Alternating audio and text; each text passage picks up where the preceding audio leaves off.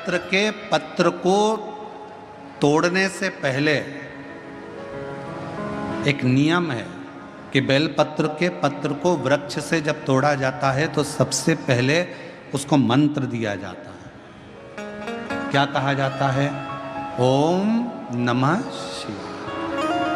बेलपत्र के पत्र को पेड़ पे से जब तोड़ा जाता है तो ओम नमः शिवाय का नाद किया जाता है।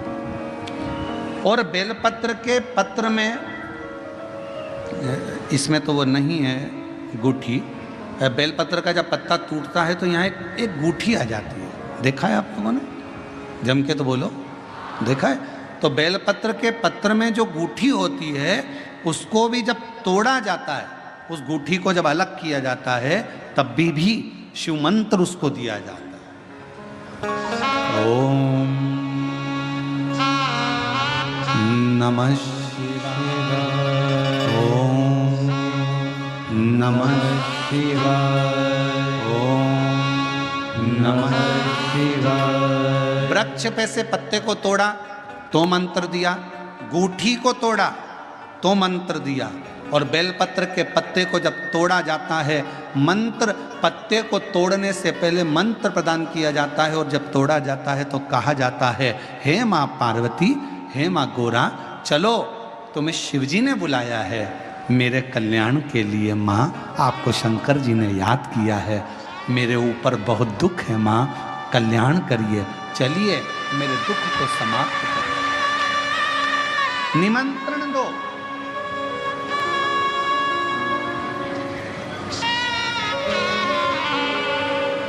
पहले नंबर पर क्या देना है बेलपत्र के पत्र को तोड़ने से पहले? जम के बोलो, मंत्र। दूसरे नंबर पर क्या देना है बेलपत्र के पत्र को चलने का? जम के बोलो, निमंत्रण।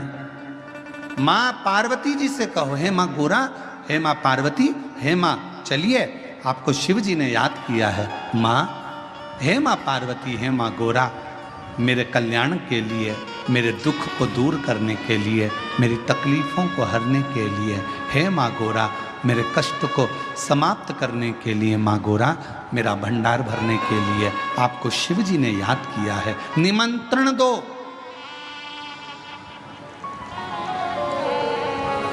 लेकर आए, फिर गूठी तोड़ी, फिर मंत्र दिया, ओम नमः शिवाय,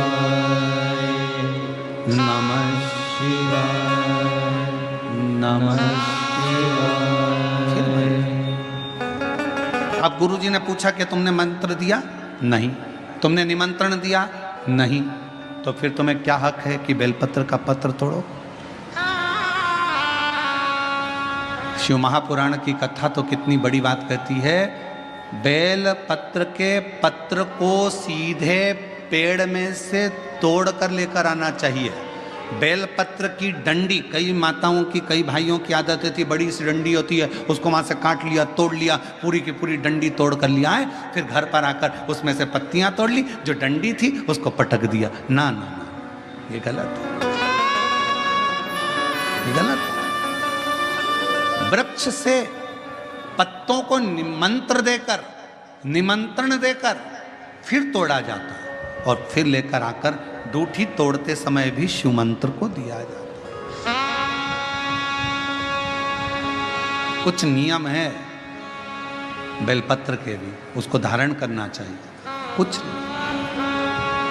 जैसे डॉक्टर की गोली खाने के भी नियम होते हैं। डॉक्टर साहब लिखते हैं कि सुबह ये गोली लेना, शाम को ये लेना, ये भोजन के पहले लेना, ये भोजन के बाद लेना, और सुनो, इसको गर्म दूध से ले लेना, इसको पानी से ले लेना। अब मालूम पड़े तुमने सोचा कि मैं एक काम करती हूँ, कहाँ मेरा टाइम बर्बाद करूँगी, सुबह लो, शाम को लो, दोपहर में लो, तो तुमने सारी गोली एक साथ खा गई, और फिर डॉक्टर के पास गई, डॉक्टर साहब मेरे को तो आराम ही नहीं लग रहा, मैंने 3 बार 15 दिन से गोली खा रही हूँ, 10 दिन से गोली खा रही हूँ। डॉक्टर साहब ने पूछा, गोली खा रही हो तो क्या तुमने नियम धारण करा? हाँ, क्या क्या नियम धारण करा? सुबह की गोली सुबह खाई, भूखे पेट की भूखे पेट खाई, भोजन के बाद की भोजन के बाद खाई? नहीं नहीं नहीं, मेरे पास समय नहीं रहता, इसलिए सारी की सारी एक साथ खा गई। डॉक्टर ने कहा, इसीलिए तो दवाई असर नहीं कर रही है। दवाई खाने का भी तरीका होता है, आवाज़ सेट नहीं है भाई, दवाई खाने का भी तरीका होता है।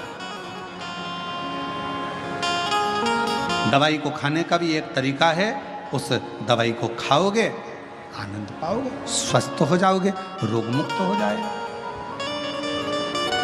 तो दवाई के खाने का भी तरीका है। उसी तरह गुरु कह रहे हैं, संत ने कहा कि तुमने गलती करी, तुमने गलती। पहले मंत्र दो, फिर से बोलो, पहले मंत्र, फिर निमंत्रण, फिर दूठी तोड़ते समय फिर मंत्र, फिर ओम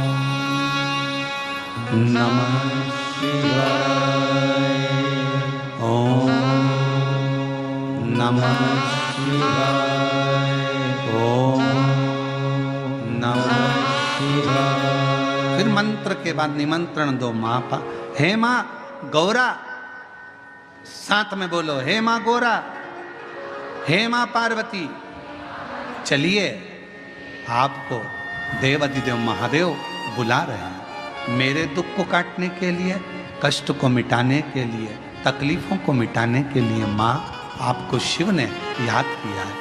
पत्र लेकर फिर शिव के पास चले।